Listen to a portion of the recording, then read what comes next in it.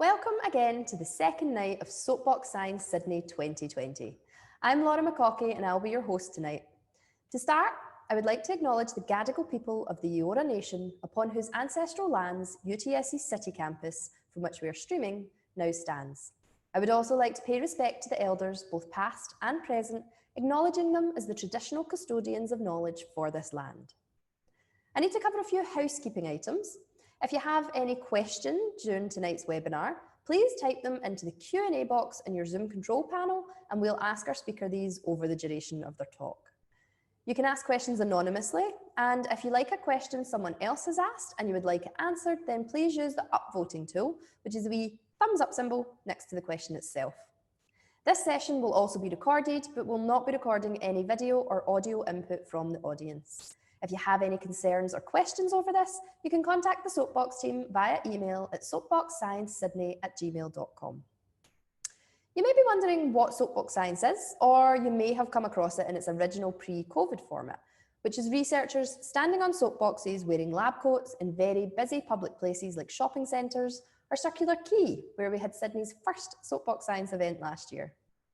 The premise behind both the in-person and online Soapbox Science events is for the public to interact with, question and probe some of our nation's most fabulous researchers in science, technology, engineering and maths. We want these events to be as interactive as possible, so please ask questions as we go along. Our brilliant speaker tonight is Dr Melinda Waterman, who is an early career plant biotechnologist. Melinda has been working as a lecturer and postdoctoral fellow at the University of Wollongong since 2015 when she completed her PhD. Melinda is interested in how plants, but mainly mosses, live in extreme environments and how signals in their tissues can be used as indicators of past climate. And by past climate, we mean hundreds of years, as Melinda's research team recently discovered an Antarctic moss that was at least 400 years old. We don't have as much time as the Antarctic mosses do, so I'll hand over to Melinda to tell us more. Thanks, Laura, and hello, everyone. I'd like to just say it's great to be here tonight, and I'm really enjoying tonight's speakers. So I hope those people at home have a nice and warm and are able to have a nice cup of hot drink, a hot drink in hand as we delve into the life of Antarctic mosses. There are many impacts of humans around the world, and a lot of these impacts have actually made their way down to remote locations like in Antarctica. Even in this remote location in Antarctica, climate records are actually quite sparse, and we can actually use mosses, plants that live in Antarctica, as time capsules to go back in time and see how climate has changed in coastal regions around this frozen desert. But when we break open these mossy time capsules, what stories can these mosses tell us about their past? So the team that I'm working with at the University of Wollongong has been looking at the many ways in which these plants can live in Antarctica, and also looking at the clues that these miniature plants might give us to help us to unlock the secrets of past climate in Antarctica. So Antarctica is the coldest, windiest and driest continent on Earth. About 80% of the Earth's fresh water is locked away as ice in this frozen land, covering about 98% of the 14 million square kilometres of the continent. That's almost double the size of Australia and a lot of ice.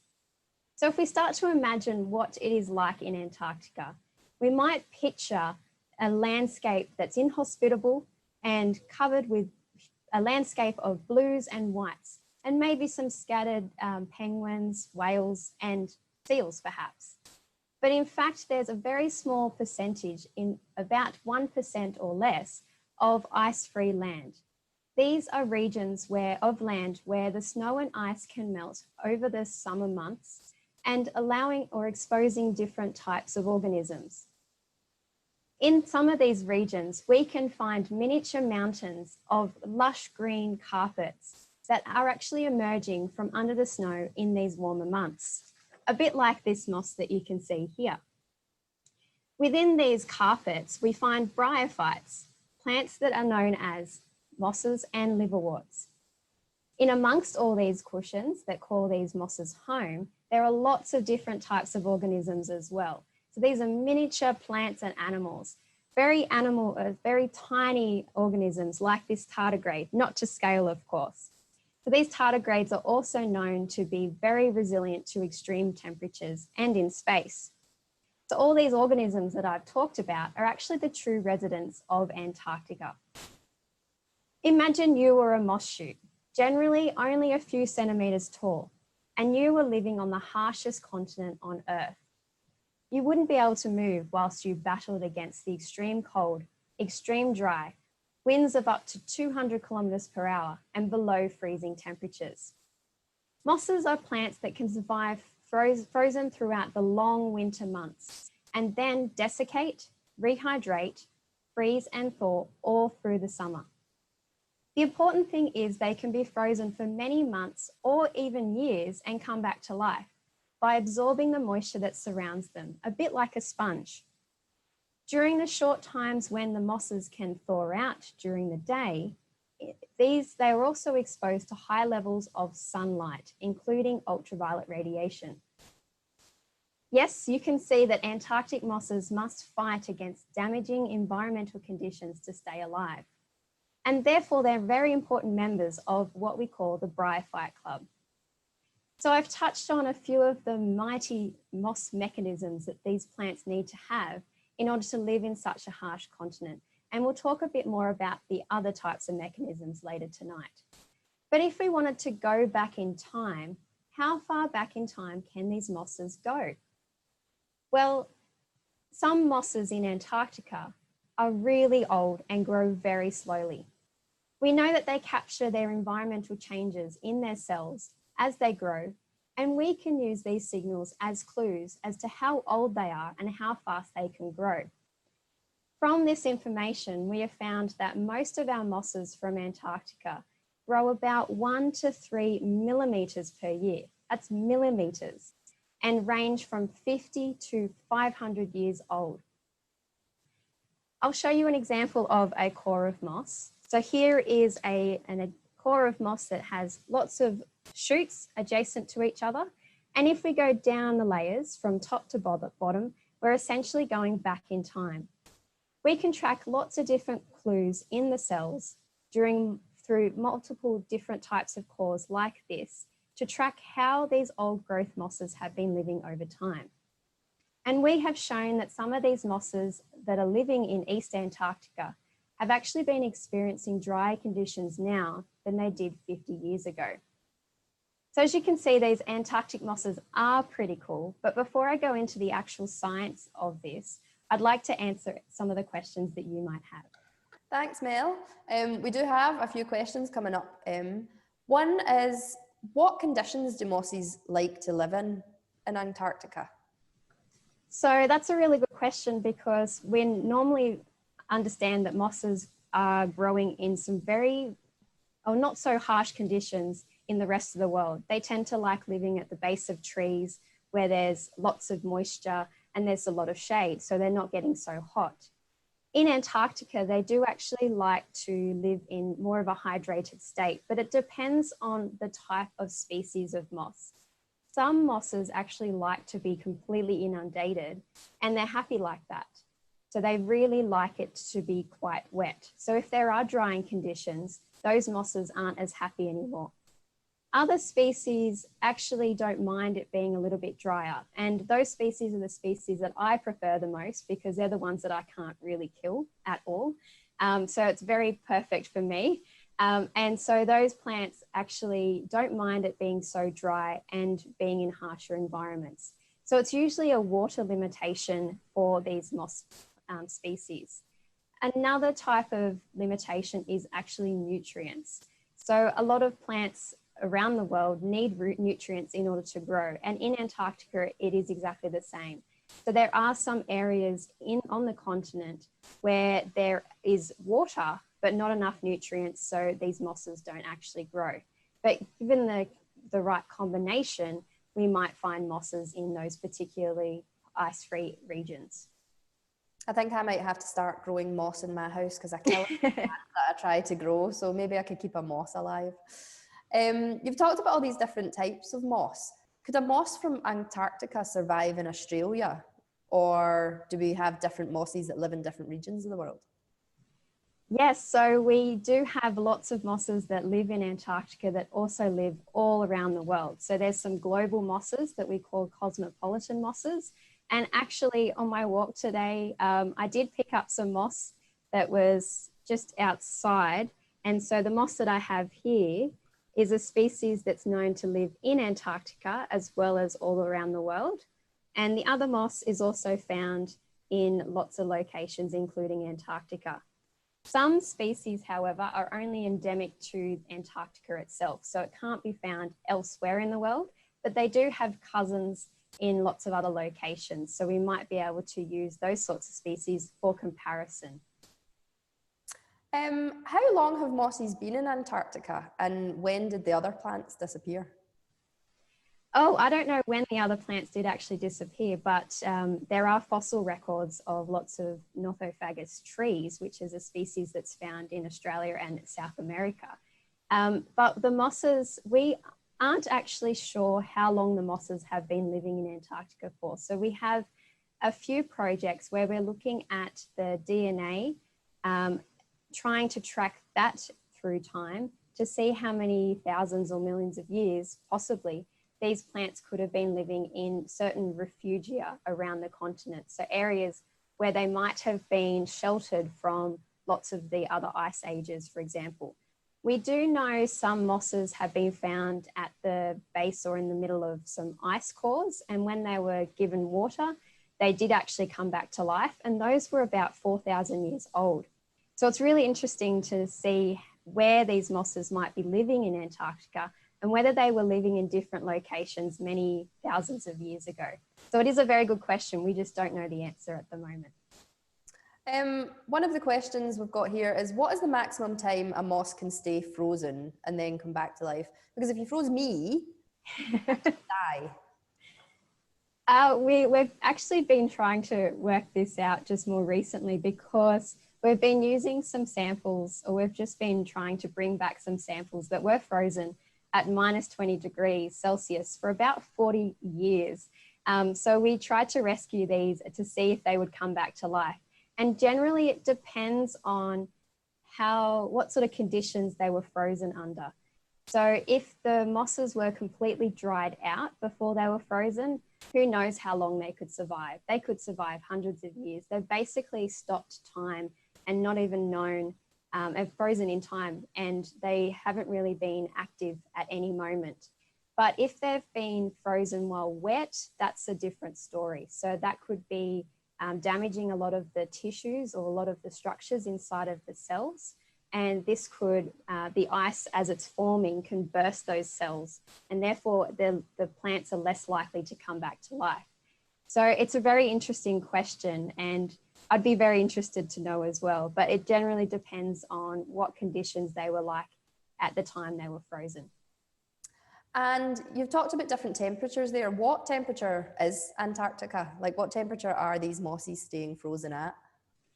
So a lot of the days that we're out in the field, it's usually during summer. So it depends where you are in Antarctica. On the more harsher environments, it could be around it's usually below 0 degrees when you're outside. So the mosses are staying frozen most of the night time, and they would thaw out during the day when it becomes a little bit warmer. So on sunny days might be 1 or 2 degrees, possibly air temperature, but the mosses can get up to temperatures of 30 degrees, depending on how much moisture is in their cells. There are some locations around Antarctica that are warming very rapidly. And in these regions, we do see a lot higher air temperatures for most of the summer. In winter though, this is when the temperatures can severely drop. So the mosses are generally covered in a huge amount or a blanket of snow. And this could actually insulate the mosses, and they might not completely experience temperatures down to minus 30 or minus 40 like the air temperatures would normally be. So the temperatures of the moss can definitely vary over a whole year, which is quite interesting how they can combat that and stay alive. We've just had a question through there, and it's kind of the flip of what I asked, is how hot does it need to get for mosses to be damaged? So both ends of the spectrum, like how cold can they go, but how hot can they go before they die? So this is also interesting because we know how hot they can go before they die or before they become unproductive through experiments. So we can increase the temperatures up to 40, 45 degrees, and we start to see some damage in the mosses. And that's when they're completely hydrated. So we did give them enough water to actually survive at a lower temperature, but ramped up the temperature to see how well they performed. Now, if they were dried out, then they could get to quite high temperatures and may survive. So those temperatures could be 80 degrees Celsius before we see some sort of damage. So what you're saying is when the world either gets really cold because of climate change or really hot because of climate change, it's going to be cockroaches and moss that's left. Could be. The mosses might take over the world. I'd like to hear more about your research, so I'll hand back over to you and we'll have some more Q&A in a few minutes. So as you can see, the mosses in Antarctica have got to experience lots of different conditions to stay alive. And so throughout my PhD and post-PhD work, I've been trying to answer a lot of the research questions linked to how they can live and what types of environmental conditions can they capture in their tissues or in their cells. So in order to do this, I've been using samples that have been collected from Antarctica and then experimenting on these samples in the laboratory or in the field before extracting various types of compounds. I love the fact that my research is so eclectic. There's a mixture of working in the field and in the laboratory, which is excellent. So I'll explain where we would be collecting a lot of these samples. So I've got my map of Antarctica, and actually this is what Antarctica looks like if we looked at it from space, or the shape of it anyway. And so we can see that on this side, which is just below where Australia is, this is the East Antarctic side. And a lot of our moss samples actually come from this side because this is where the Australian bases are found. And in particular, the Australian base known as Casey Station has a very extensive moss bed where we've been collecting a lot of our moss samples from. More recently though, we've been looking at the other side of the continent. So I'll just flip this around, and on the tip of the continent, which is known as the Antarctic Peninsula, it's quite a rapidly warming region. And here we see very extensive moss carpets like the picture I showed earlier. And to get to this part of Antarctica, we do have to fly all the way to the other side of the world and fly from South America. And there's a region called the South Shetland Islands that we've been collecting a lot of our moss cores from and our moss samples. So if we're looking at experiments to see what sorts of climate change or changes to climate might affect these mosses, we might collect very small samples that we call moss plugs, and we put them in a plate like this with about a 1 to 2 centimetre diameter. And if we've got a variety of species, we can actually test to see whether one species has a different effect than another, or whether those climate conditions affect one species differently to another. And so here I just have some pictures of showing you the different types of species that we might find in one small location in Antarctica. And so they all look a little bit different, and the structure and different types of properties enable them to live in different conditions. So like one of the questions asked about whether one moss species likes other conditions than another, then we can look at how they might behave in these conditions. We also collect cores of moss. So I showed you earlier a core of moss here. This is actually some Antarctic moss from that South Shetland Island region that I showed on the map. And so here we have a small core, and we can use these cores to trace back in time and also see what types of clues they might give us about the climate during the time when they've been growing. So this particular species hasn't been dated, but a population that was close by was around the 30-year mark. So it's quite a young species where we collected this one from. And if we go from the top down to the bottom, we're actually going back in time. So how can we go back in time in these mosses? Well, as plants, they use carbon from the atmosphere and fix it into the compounds within the cell wall. So the cell wall is the structure that encases the cell that protects and keeps the cell its shape. And the compounds that are fixed into this cell wall are known as cellulose. So when this cellulose is forming, it's reflecting what type of environment that cell was growing. So this cellulose might capture, or this carbon might be captured in the cellulose in 3 different forms of carbon. So there's carbon-12. This is the most common carbon that we find in the atmosphere. Carbon-13, which is still a stable form of carbon, but a little bit different to carbon-12. And then there's a 3rd form of carbon, carbon-14. Now, carbon-14 is the more unstable form out of these 3. And we use this carbon-14 to trace back in time to see how old these mosses actually are. What's important is all 3 carbons are preserved through the tissues, no matter how old these plants are. So this last form is great for dating these mosses accurately, especially when the atmospheric carbon changes.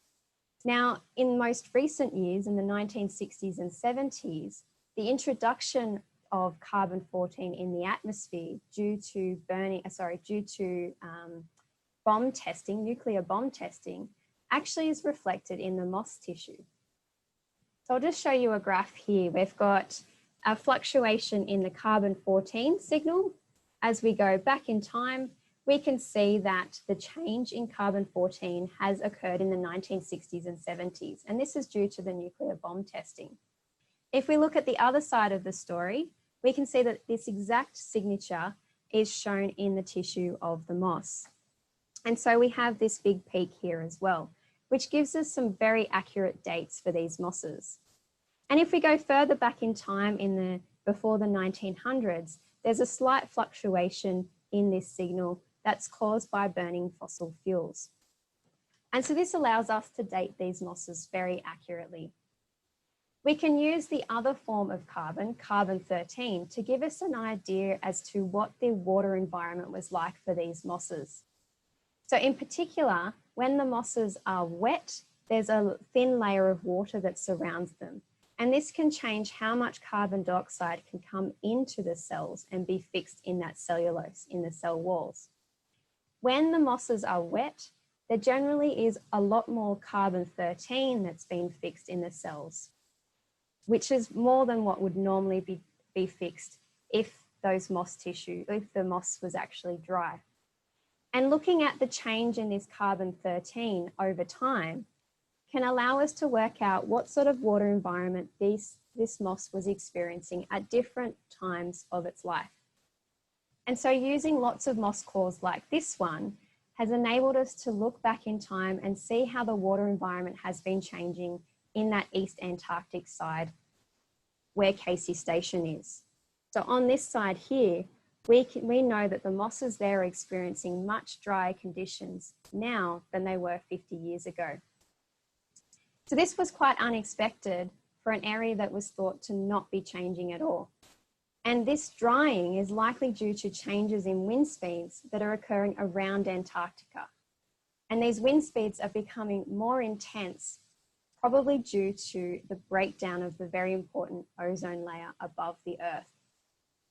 So this breakdown occurs above Antarctica, directly above Antarctica in spring, and has been drawing these circulating winds closer to the South Pole.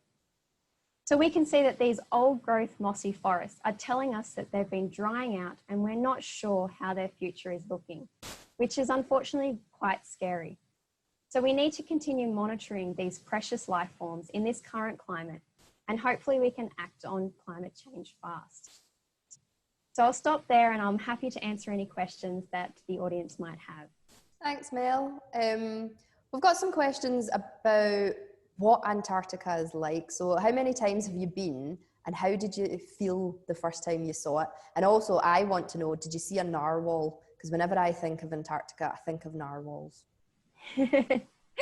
So my first experience of Antarctica was, I actually thought it wasn't as cold as what everyone pictures or what everyone believes.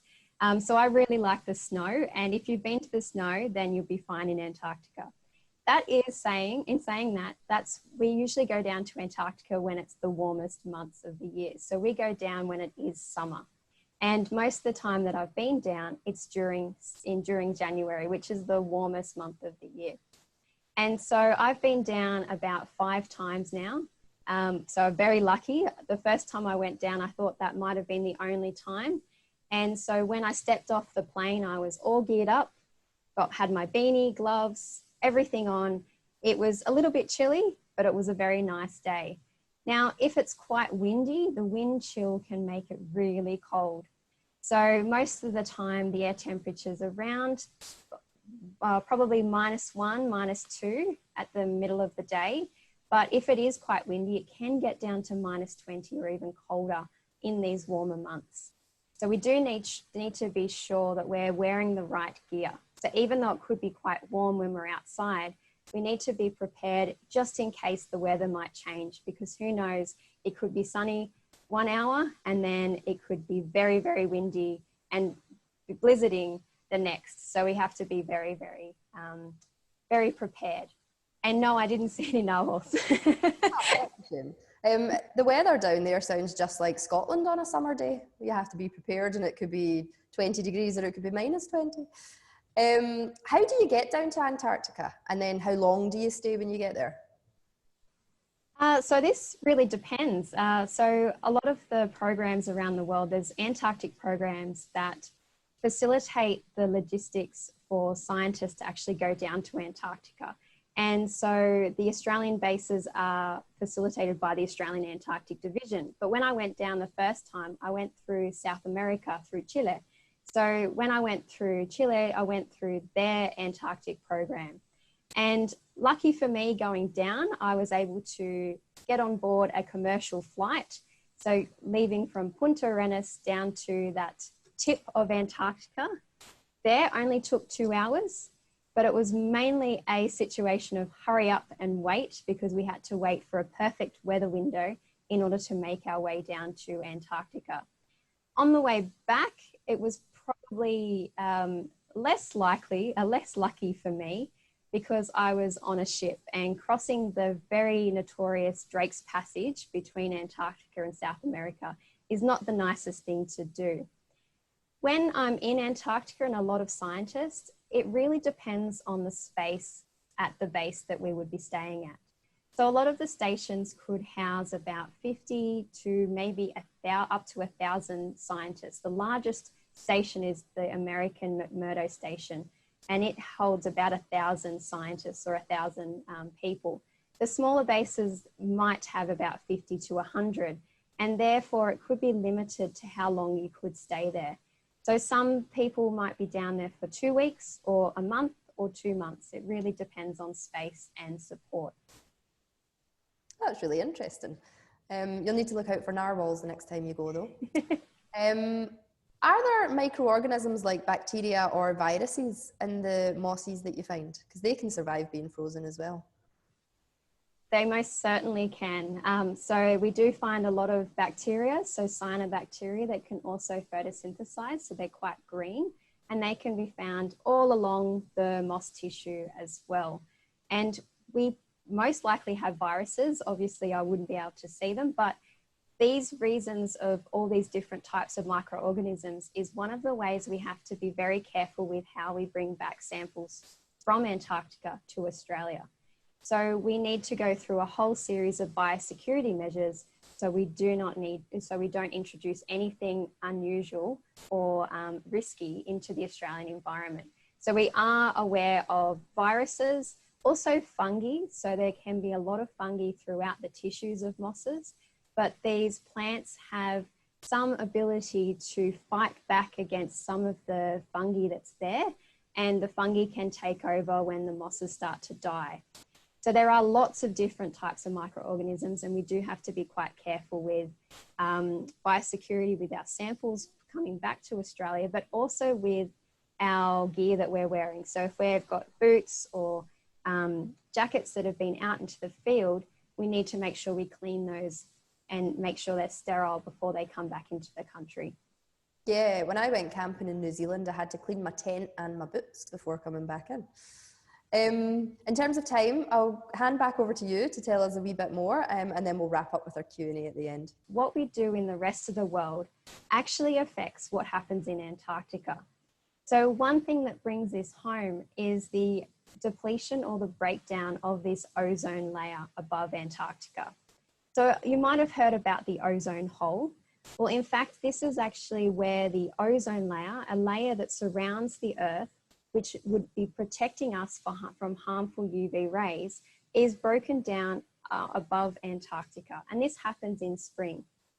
So this means that quite a lot of damaging ultraviolet radiation can come to the Earth's surface. And in particular, it could harm a lot of the organisms that live in Antarctica, namely the mosses, the bacteria, fungi, as well as viruses and a lot of the microorganisms as well, other microorganisms. And so this breakdown has been caused by human impacts. This is where the aerosols that have been sprayed into the atmosphere in the 1950s and 60s contained what we call chlorofluorocarbons. And these compounds actually have broken down this important layer, which would normally be blocking a lot of this harmful UV radiation. Over time though, we've had, in the 1979, there was a protocol that banned these very harmful chemicals. And we've seen that this ozone hole has actually started to recover in recent years, which is fantastic for plants in Antarctica. They are still experiencing quite high levels of ultraviolet radiation now though, compared to what they would have, say, 50 years ago. And so we need to also consider what ways in which these mosses can actually protect themselves against this damaging ultraviolet radiation. Well, we wouldn't normally brave the harmful UV rays out in the sun. We would be we would slip, slop and slap and be sun smart. And mosses in Antarctica are as well. So how do they actually protect themselves?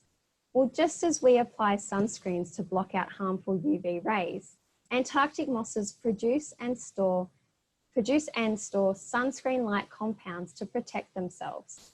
And interestingly, one moss in particular, one of those species I showed earlier that can be found in Australia and in Antarctica, can produce very effective sunscreens within its cell walls as well. And these compounds are called flavonoids. So these flavonoids are compounds that have high antioxidant activity and help the moss in stressful conditions.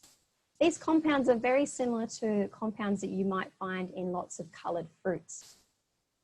Having these compounds in the cell wall is considered very unique and more effective in protecting important structures and compounds within the cell. And we talked about that these mosses, if they're going to be exposed to elements, they're not only exposed to this harmful UV radiation, but they're exposed to the cold as well. So how do they keep warm in order to grow? Well, one of the questions alluded to this, which was fantastic. Although the air temperature in Antarctica can be below 0 degrees, on a very sunny day, the mosses can be up to 30 degrees Celsius. And they do this by sitting in the sun and sunbake, so they can capture quite a lot of heat from the sunlight to keep warm. And we know by measuring the photosynthetic activities of these plants, so how productive they can be and how healthy they are, that we know that they're at their happiest around the 20 to 25 degrees Celsius mark. So we can see that mosses in Antarctica need to be able to warm up in certain locations because it's so cold. But in regions where it's rapidly warming on the peninsula, there are times when these mosses are getting up to 18 or 19 degrees air temperature. So who knows what temperatures they might be getting up to.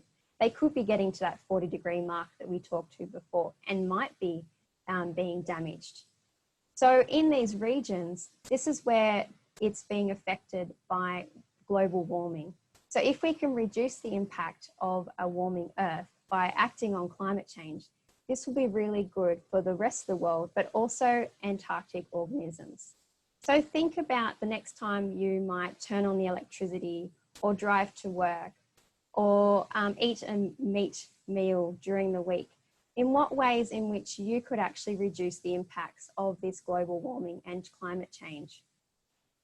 So I've been trying to do a few extra things. We've got some solar panels and I've been trying to do some more walking, and I know it's very difficult in this COVID situation, but hopefully you can start thinking about different ways in which you could act on climate change. So I'd like to answer any more questions that there might be, Laura. Thanks, Mel. So what you're saying is you can learn about past climate change from what is happening in the moss. Yes, definitely. So we've been looking at mainly the drying in climate, but also we're interested in looking at whether the changes in ultraviolet radiation due to ozone breakdown is also seen in some of these moss cores. So it's really interesting. It's quite new science. It's really interesting to see what types of signals are captured within these mosses as they're growing. It'll be interesting to see if the lack of flying due to COVID will have effects years down the line. Yes. What can you learn about history by carbon dating the moss? So at the moment, we know that with the carbon dating, we can just go back in time and work out accurately how old they are. And looking at the other clue, the carbon-13, we can see how the environments might be drying over time. So if we look at areas where we wouldn't normally expect there to be any change in climate, we can look back in the mosses to see whether they're showing some impact of this drying. So we can go back in time and just check these drying conditions.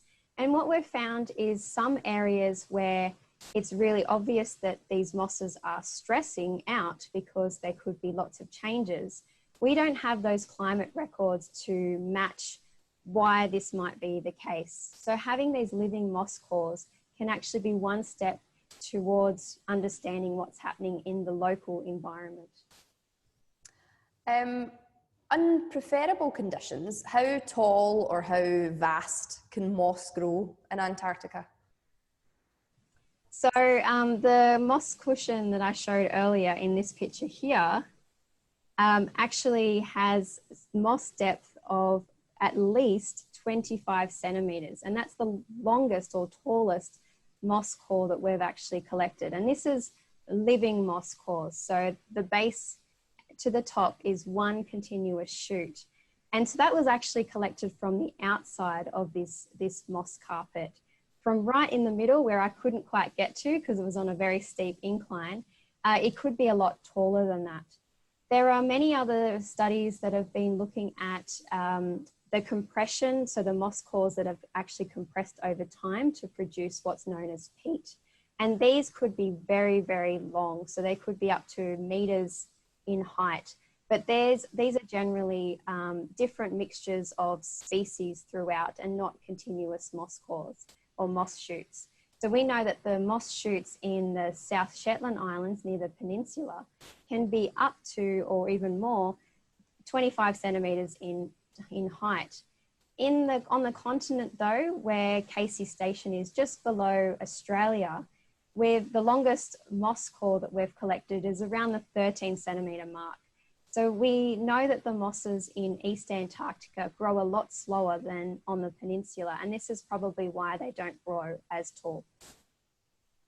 I've got a really random question here. Someone said, I used to drink water from moss as someone told me it filtered it and made it clean. Is that true? Oh, I don't think that might be the case. It depends how it's been filtered, because moss is going to absorb the water that surrounds it. And so if the moss or the moisture is actually surrounding the moss still, it might not be filtering it. But if you're using the moss as a filter, maybe it's a possibility that it could be cleaning it, but I wouldn't recommend it at all. Okay, so you wouldn't recommend drinking from moss? No. Okay, good to know. Is there any harm from having lots of researchers in Antarctica? Because normally people wouldn't be there. Yes, so this is a bit of a double-edged sword. So Antarctica, based on the Antarctic Treaty, which is a treaty that many nations around the world have signed in order to conserve Antarctica for peace and science. Now, this means that there is presence in Antarctica for lots of different nations as well as scientists. So in order for us to study what's living there, we do need to go there and explore and collect some samples, but we do need to do it in a very conservative way. So in this case, with some of the mosses, we would like to collect just small portions of these samples, or small samples of these cores. So we don't want to collect too much, because then we might destroy the ecosystem that's already there. Now, that's just collecting samples, and we might end up trampling on different areas. So we do need to be really careful where we actually go and how we get there as well. Traveling to Antarctica is quite a big impact as well. And this is quite a bigger issue. And a lot of scientists are now deciding to think about what sort of samples have previous groups collected, so that we could make use of these, what's known as legacy samples. And if we could use samples that have already been collected from Antarctica, we can reduce the need for traveling so far to just do a couple of different things. So it really depends on the research question that a lot of the research groups are looking into. Well, thanks for that. That's really interesting. I've only got time for one last question, and I really want to know what got you into science and what is it you love about it? Oh, that's a really good question. So I've always been fascinated with how things work in both the natural and the physical world. So probably when I was a child, I liked going outside, even though I didn't go outside very often because I had allergies. I really enjoyed looking around at nature and trying to understand why the grass was green and had a particular texture, and why the sky was blue, for example. And so as I was growing up, I started asking more and more questions about the weather and about lots of living organisms or living things. And I probably decided that I really liked science when I was in high school. And in high school, I tried lots of different subjects, and I really enjoyed the science and the mathematics over English. And this allowed me to start to expand my passion on what science is and what we could learn about doing science as well. And looking into how I was selecting science as a career at university, I thought about science as being quite a practical sense. And I really am more of a hands-on person. And I like this part of science and the way that that it evolves over time and just continues to give us more and more things to discover. There's always new ideas and processes to look out for. And I think the more I actually work in the laboratory, the more I love it. And when I'm looking at the different types of compounds inside the mosses, for example, I was really excited to find out when I separated out some of these compounds to smell the vanillin. So there's a compound that smells like vanilla, and I found that in the cell wall of the mosses. So it was really exciting to actually smell these particular compounds that are being produced inside of these moss cell walls. And this sense of discovery is just what drives me more and more over time. So I've just really enjoyed it. And yeah, so that's what I've got to say. Thank you very much. It's funny how you become so obsessed with something that you even love the smell. I work with a bacteria called Pseudomonas aeruginosa, and it smells like grapes, and I think it smells beautiful, but not everyone agrees with me. I'd like to thank you, Mel, for what was a really interesting talk. I knew nothing about Antarctic mosses or mosses in general before tonight, so I've definitely learned a lot. And thank you to everyone who attended and asked questions. If you want to watch this talk again, or you know someone who would have enjoyed it, then we'll be posting it on our website in the next few weeks. You'll also receive a post-event email in the next 24 hours with an evaluation survey. Please fill this out, as it helps us gauge the success of our events and make improvements for next year. We couldn't run Soapbox Science Sydney without our sponsors, so I'd like to give a big thank you to the University of Technology Sydney, Excite on Science, Equus, and the University of Wollongong for their continued support. We have so many more great talks lined up over the next 2 nights, starting with Utkarsha Varshney tomorrow night at 7 o'clock, talking all about solar panels and pizza. You can join any of the talks from the link you're on now, or you can find more information on our website, soapboxsciencesydney.com. Thank you again for attending, and we hope to see you tomorrow night.